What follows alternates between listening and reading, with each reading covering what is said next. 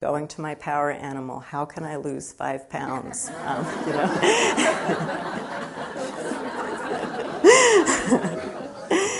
But, then my work kind of branched out into how do I help other people in the world? And I loved in Llewellyn's book, I was so struck by this, when he wrote in his book on spiritual power, how we've brought our materialism into the invisible realms, because now, for the first time, we go to the spirits and say, how do I lose 5 pounds? How do I get a car? All those kinds of things.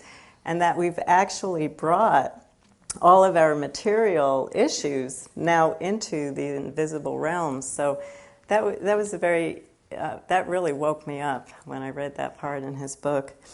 So I started working with healing of people and doing different shamanic methods for bringing through healing. But I also really love nature, and that's part of shamanism, is to remember that everything is alive. Everything that exists has a spirit.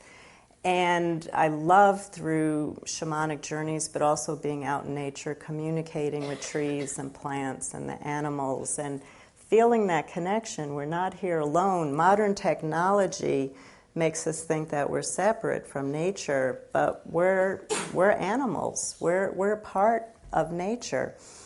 And I have a deep, deep love for nature, and I also have a BA in marine biology, and I have a love for rivers and real despair about how we've polluted rivers.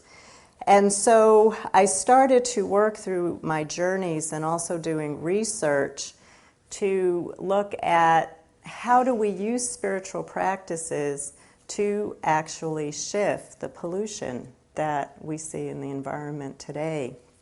And I started to work with different principles between my journeys and the research that I did. What I was doing research on was I was trying to look at miracles from all different spiritual traditions around the world, and how did different mystics and spiritual healers create miracles.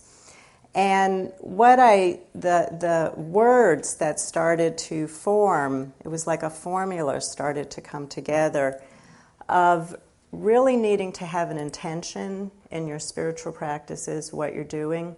And neuroscientists have actually found that it's when you state an intention, when you come up with an intention, your brain actually takes that as action has already taken place. So it interprets an intention as action. So action follows any intention. So intention is really key.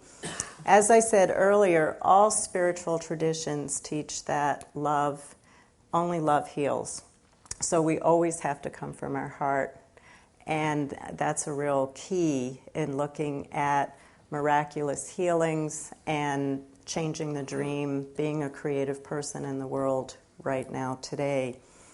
Union, and if you've read any of Llewellyn's work and are familiar with some of my work, we really talk about being in union with that spark of light, being in union with God, the universe, the creative forces of the universe, source, not seeing yourself as separate, but really experiencing yourself as part of the whole, but not as a separate being, because from that place, all that magic, all miracles are possible. And there are unlimited amounts of miraculous stories of mystics who have been able to do incredible miraculous healings, from Jesus to some of the Indian mystics and healers, to Taoism, shamanism, all around the world. But it comes from, can you drop that sense of separation and become part of Source, to be Source? And when you are Source, then transformation comes from that place. Harmony within creates harmony without. That's an old alchemical principle. And some of you might have heard the story of, there's a story that talks about this principle of, it comes from a story in China, it's a Taoist story, and where a rainmaker is brought into a little village that's suffering a real drought. And the rainmaker comes into the village and says, give me a cottage outside of the community and just leave my meals at the door and don't come and make any contact with me. I'll come out when I'm ready. He comes out 3 days later. There's not a cloud in the sky. It starts pouring. Everybody runs up to him and says, oh, you're a great rainmaker. And he goes, I'm not a rainmaker. I can't make rain. He said, when I came into this village, I saw everybody was out of harmony. So I went outside and I found harmony inside of myself. When there's harmony, it rains when it's supposed to rain, and it doesn't rain when it's not supposed to rain. You can't make rain. So harmony within creates harmony without. And when you look at the weather changes happening on the planet, they're so extreme. It really mirrors that disharmonious state, inside of ourselves. And then there's concentration.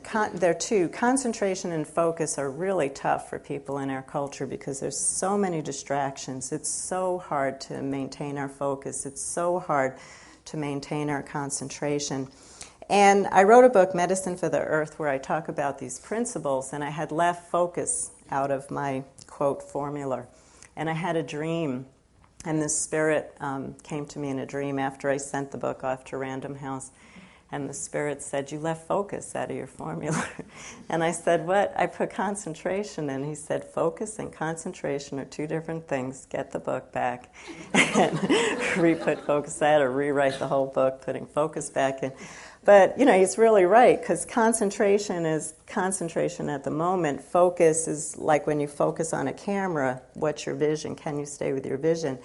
And what I noticed when 9/11 happened was the first thing that happened in the spiritual community that I was around was people lost their focus. It was really hard to maintain that focus. When things are good, it's really easy to maintain your spiritual focus. When things get hard, that's when focus kind of falls apart. And then the last part of the formula is imagination. And that is such an important piece in our culture right now.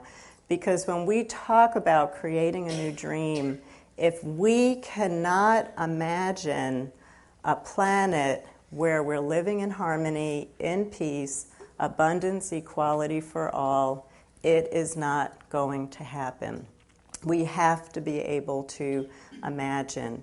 And again, because our imagination was squashed as children, because we were told, stop dreaming, get a real life, get a real job, that's a hard thing for people to bring back. So it, really is about really letting your imagination flow.